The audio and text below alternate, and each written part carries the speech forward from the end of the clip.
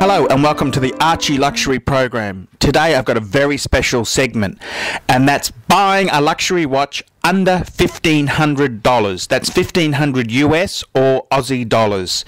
That's right, buying a luxury watch for under 1,500 bucks. Can it be done? Is it possible?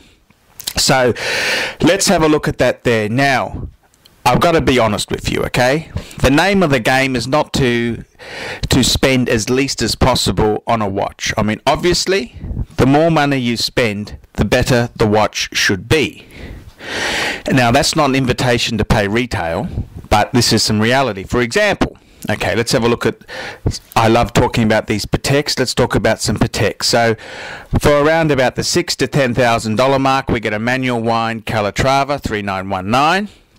If we spend more, we get a larger size, automatic, display back with date. So you can see, spending more money is going to get you a nicer piece. It's going to be more modern size. It's going to be more, it's going to be automatic as opposed to manual wind. It's going to have a date. It's a more advanced piece. And the same can be said for any brand of watch there. If you spend less money, say for example, looking at Rolex, you spend less, well, it's going to be older.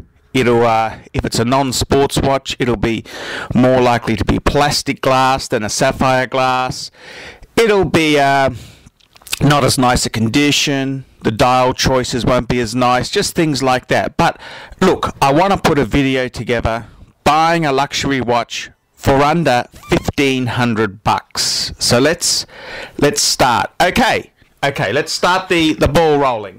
Okay, the first luxury watch, and this is one I bought not so long ago. It came from a dealer. It's a Cartier Panther. Now this piece here, it actually came from Germany. It was sold in Germany. And it's a very nice piece. Hasn't been worn to shit. It's got a nice long bracelet. It's the large size and it's steel, which is really trendy. Two-tone sort of lost flavor a bit. And this piece here, I bought this from a dealer and I paid 1,100 bucks for it. 1,100 bucks. That's for the watch with papers. Now, I spent a little bit of money on the watch because it didn't have the box, so I put the box in there, which cost me another 50. I had it serviced, which was 100 bucks, so 12.50 mark it owes me. That's not bad. 12.50, and that's a box papers Cartier Panther large size. Okay, it's quartz. Okay, you know, beggars can't be choosers. Okay, but it's a nice condition watch. It's got a slight imperfection on the dial, which does pull it down a little bit, but it's a good, honest, it's been completely serviced. There's no other problems with it. It's a nice Cartier Panther. Now, where the fuck can you get a decent watch like this for that sort of money? So that's way under the $1,500 mark. So that's great buying. And that's a good brand name. Okay, it's quartz, but it's a large gent size. It's in steel. It's certainly nothing to be ashamed of. You can proudly wear that. Okay, the next piece. Okay, this is a really quite an amazing fuck off piece. Now, this is a classic dress watch. It's an Audemars Piguet ultra slim dress watch. And this piece here, Archie actually bought for an American seller on eBay. And what did Archie pay for this piece? This piece here was about just a smidgen under the $1,500 budget. I think it was $1,450 plus shipping. So it comes in about 1,500 bucks. And this is an Audemars Piguet Ultra Slim featuring the classic 2003 movement. That's the really thin mechanical manual wind movement, and that's just an amazing piece. 18 karat gold.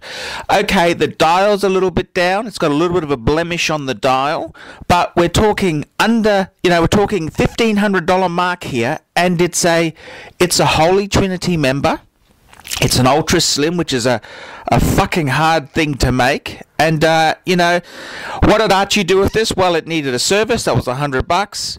Needed a new strap. And Archie also found the box. Archie located the correct box. It didn't come with the box, but Archie located the correct Audemars Piguet box, which fucking rare. That's another $100. So for $1,500 buy price, Archie put a little bit of money into it.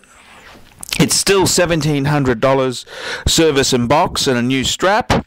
And fuck, how can you go wrong with that? That's magic buying. I mean, I don't think you can get any cleaner, nicer sort of buying than that there.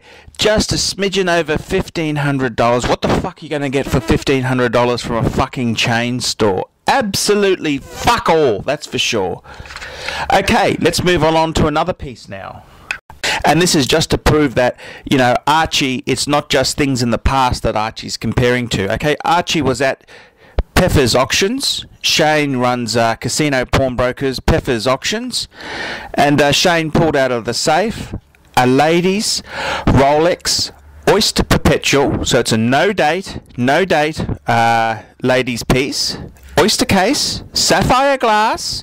It's a 69180. So it's basically a no date automatic ladies' piece on a Jubilee bracelet. Shane would give that to Archie for $1,200.